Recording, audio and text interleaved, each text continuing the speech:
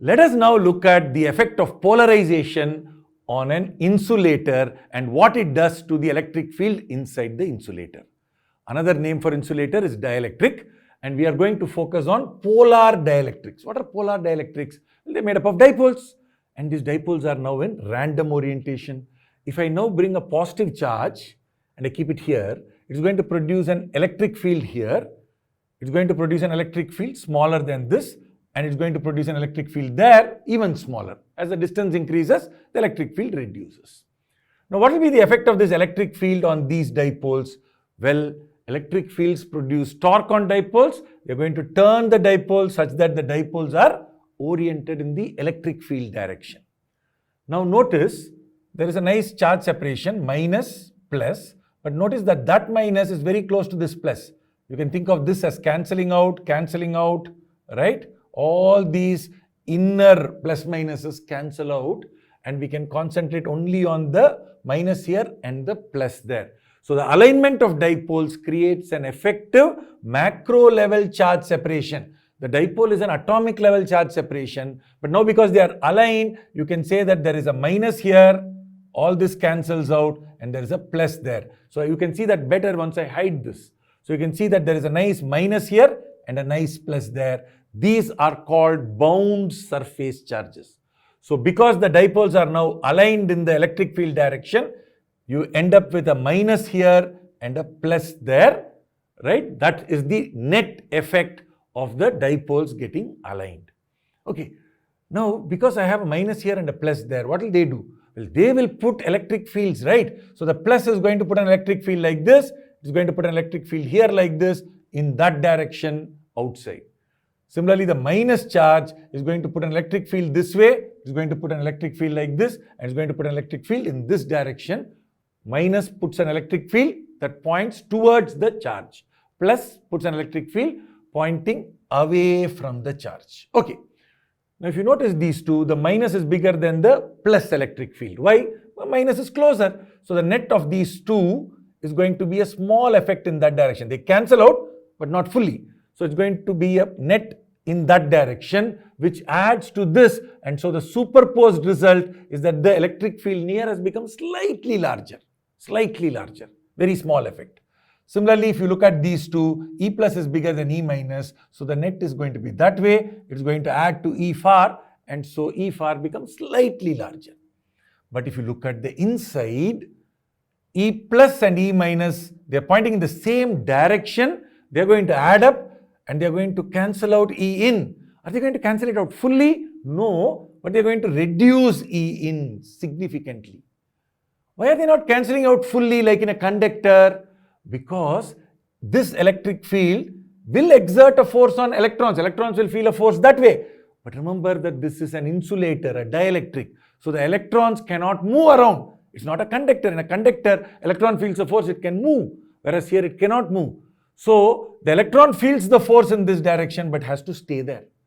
So there is no more charge accumulation here and there, and that means the polarization is not strong enough. So the polarization in dielectrics is weaker than in conductors. So that's why the electric field has not become zero. So the electric field reduces but doesn't become zero. How much does it become? It becomes a factor smaller. So the final electric field inside is the original electric field E in divided by K. K is the dielectric constant.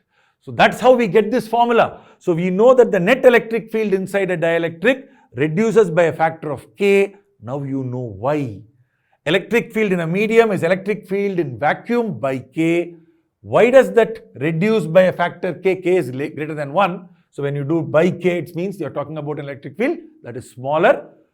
Why is it reducing? Because this plus bound charge is putting an electric field like this. This minus is putting an electric field like that. Both of them together reduce this electric field by a factor of K. So electric field in a medium is electric field in vacuum divided by K. So this is what happens in a polar dielectric.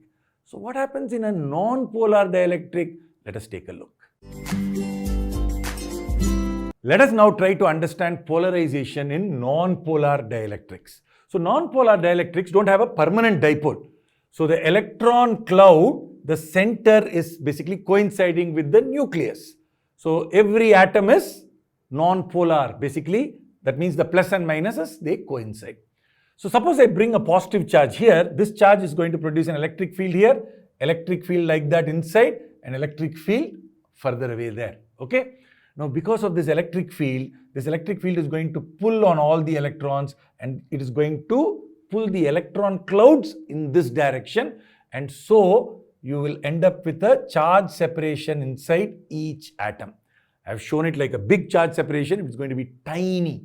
Okay, this electric field will pull the electron cloud very, very slightly. I have just shown this so that we can see it. But notice something, minus plus, each of these tiny dipoles is already created aligned. Why? Because it was created by the electric field. So it's already aligned in the direction of the electric field. So that means you can see that the plus minuses here cancel out. But there's a net minus here and a net plus there. So there is a macro level charge separation, which you can of course see much better if I hide this. So you can see a minus here and a plus there, and so the dielectric has got polarized. Now because of this, what will happen? This plus charge puts an electric field here like this, an electric field there, an electric field in that direction outside. The minus charge is going to put an electric field like this, electric field like this, and here it's going to be in the opposite direction towards the minus charge. Now notice this is bigger than this slightly because this is closer. So these two will cancel out, not fully. There's going to be a small effect that way. That adds up to this electric field, and so the net result is a small increase in the electric field here. Same way, the net effect is a small increase in an electric field there. But if you look at these two, they are pointing in the opposite direction. They're both going to add up. In this direction, they're going to reduce the electric field that was put in by this charge inside. So the electric field inside is going to reduce, and the electric field here is going to become original electric field divided by a factor K. It reduces by a factor K. Now this looks exactly like the formula for polar dielectrics. The difference is K is much smaller in non-polar dielectrics than in polar dielectrics. Why? Because the polarization is much weaker in non-polar materials than in polar materials. Already we know that in polar materials itself it is weaker than in conductors. In conductors, an electric field can pull an electron all the way. The electron can go from here to there because they are free electrons. In polar materials, there is a permanent dipole and the electric field has to turn the dipole, that's all. That is easier to do. Whereas in non-polar materials, the electric field has to pull the electron and produce the dipole. That's very difficult to do. So what is going to happen in non-polar materials is that the electric field manages to create a very, very tiny polarization. So polarization is very weak in non-polar materials. You can see this when you look at dielectric constants. So I have here polar materials and non-polar materials. So for polar materials, like you take water, H2O, the dielectric constant is 80. So the final electric field is the original by 80, huge factor. HCl, 14, dielectric constant is 14. Even paper, dielectric constant is 4. All these are polar materials. Look at non-polar, oxygen gas, dielectric constant is 1.0005.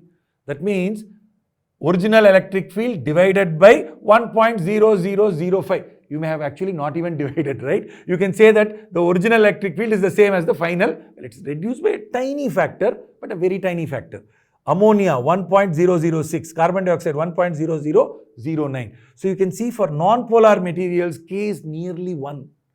So hardly any reduction, because this, I have shown it like a huge effect, but actually a very tiny charge separation like this happens, very small polarization happens in non-polar materials. Whereas with polar materials, you have a significant reduction in the electric field because significant polarization happens. So we can say that the net electric field inside both polar and non-polar dielectrics reduces by a factor of K. E in the medium is E in the vacuum divided by K, but the K is very different for different materials.